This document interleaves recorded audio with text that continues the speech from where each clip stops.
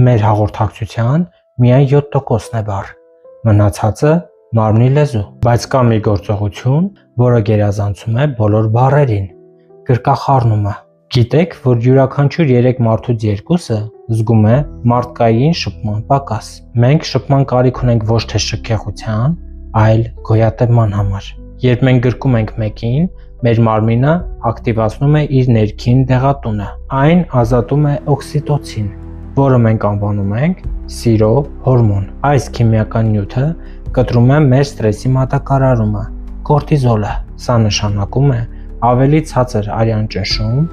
և ավելի հանգիստ զարկեր։ Նույնիսկ 20 վայրկյան գրկախառնումը կարող է մեղմացնել ցավը։ Բայց կա մի գաղտնիք։ Այս ամենը չի վերաբերում արագ գրկախառնմանը։ Որպեսզի մեր մարմինը ստանա առավելագույն դրական էներգիա, մասնագետները խորհուրդ են տալիս գրկախառնվել առնվազն 6 վայրկյան։ Այս տևողությունը հնարավորություն է տալիս հորմոններին լիարժեք աշխատել։ Գրկախառնումը բուժում է, բայց այն գալիս է ռիսկերով։ Ձեռք սեղմումը մեր ամենամեծ վարակի փոխանցողն է։ Իրականում բռունցքով բարևելը 90%-ով ավելի քիչ մանրէներ է փոխանցում։ Եվ հիշեք ամենակարևորը՝ անհամաձայն գրկախառնումը կապ չի ստեղծում,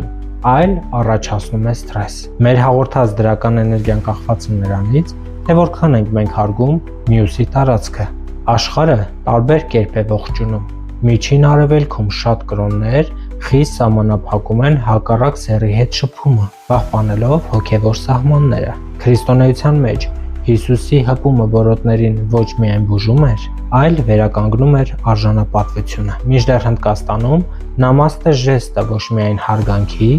այլև աստվածայինը ճանաչելու ձև է, առանց հպվելու ռիսկի։ Անկախ նրանից, թե դուք այն անվանում եք օքսիդոցինի հոսք, թե դրական էներգիայի փոխանցում, շփումը ուժ է։ Գրկեք գիտակցաբար, գրկեք անվտանգ եւ գրկեք 6 վայրկյանով։ Փակելու ձեր շփման բացը եւ բարելավելու ձեր առողջությունը։ Իսկ դու ինչ ես կարծում այս թեմայի վերաբերյալ։ Գրիր քո կարծիքը տեսանյութի մեկնաբանությունների բաժնում, ինչպես նաեւ լայքիր տեսանյութը, որպեսզի այն հնարավորինս մեծ տարածում ունենա, եւ բաժանորդագրվիր Արգամ բլոգի էջերին ավելին իմանալու համար։ Ձեզ հետ Արգամ Ռոբերտին էր։ Կհանդիպենք։